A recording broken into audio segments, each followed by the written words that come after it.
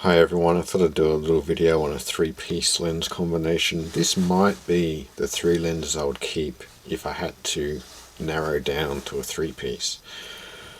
And the two on the left account for about 90% of my shooting. And this one is one of several lenses I probably could have chosen as the third. But let's get straight into it. This one I use most of all. And it is a mirror lens by Takina. It's an f8 500mm, and I run it on an adapter because it's a Pentax K mount. So if I can just get the adapter off. There's actually a filter on the back of the lens. It's about a 30mm, not quite, I forget the exact size, I think it's 30.5, and that's the adapter. It is a reducing adapter, so it makes the image a little bit smaller. You can see, if you can see that brass showing, the adapter was a little bit too thick with the plating, and so the lenses would get stuck, like absolutely stuck. I could never get a lens on completely. I thought, you know what, instead of forcing it, I'm going to take this down on some sandpaper. You can take the glass out. So vintage lenses on adapters, definitely a good option for micro four thirds.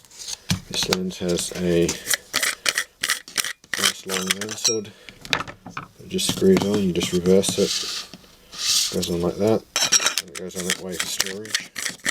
It had a press fit cap, but I've just co-opted a 72mm cap, and it happens to fit in the end there because the press fit would tend to come off. I didn't want to lose it.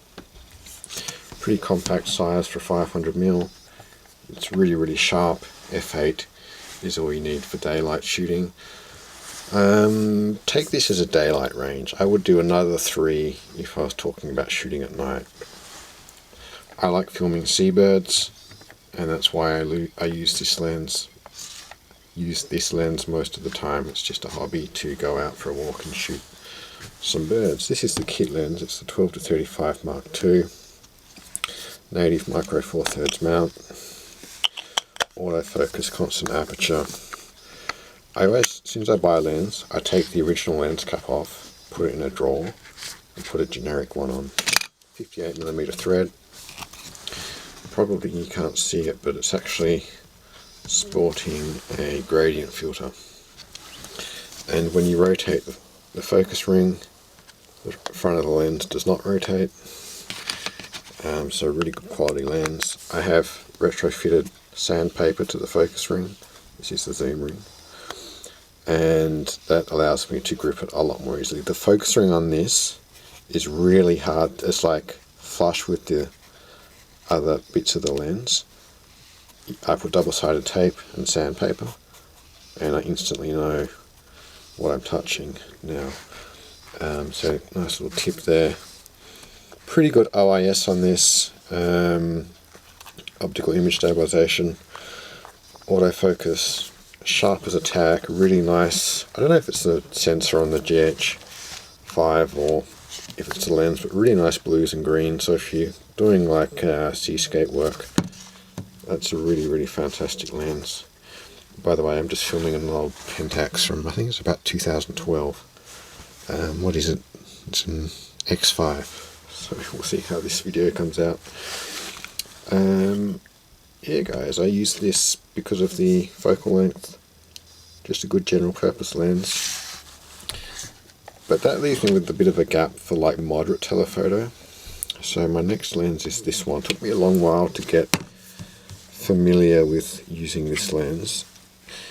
I could have chosen a couple other lenses, but I picked this one because it's got the 58mm filter thread, and that means I can pack the same filters as I have on this one. I don't think I've got a filter on there, which is a bit unusual. I think I cleaned them all up a couple of weeks ago, and I must have forgot to put one back on. I always have a filter on for daylight shooting. Also Pentax K mount. Normally, because I use this lens so much, I just leave the adapter on there. So I've actually got 2 Pentax adapters, and I would normally take 2 with me. Of course I can use an adapter without the glass element, and just get a 2:1 crop. So that's the 0.72x adapter.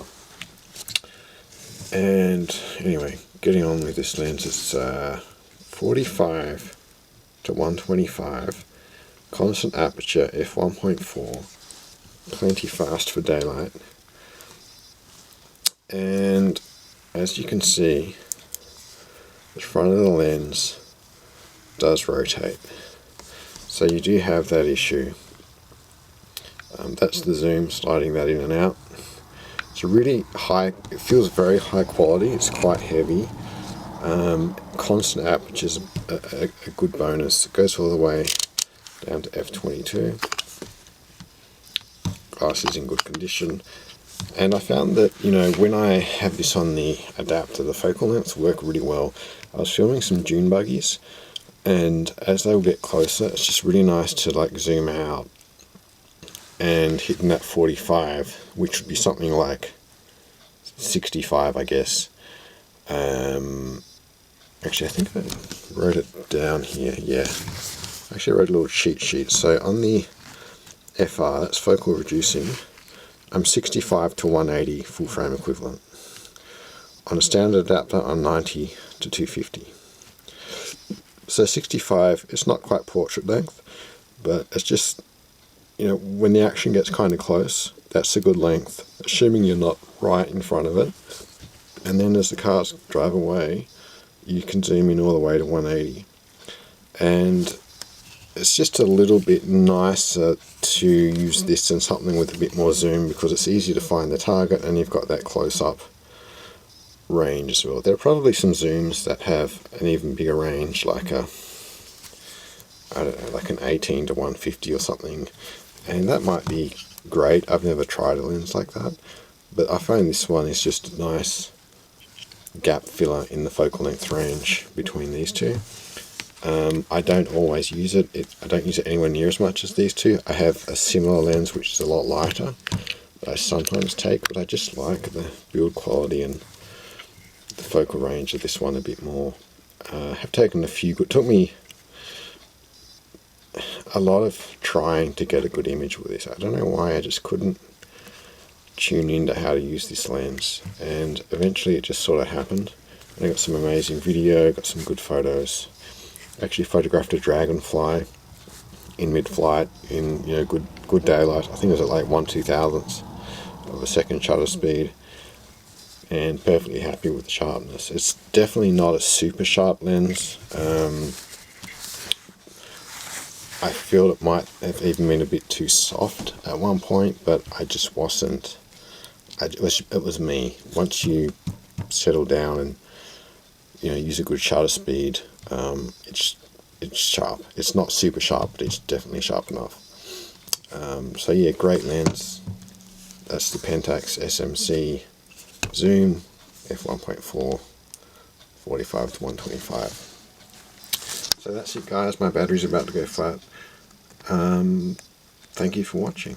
What are your favourite 3 lenses?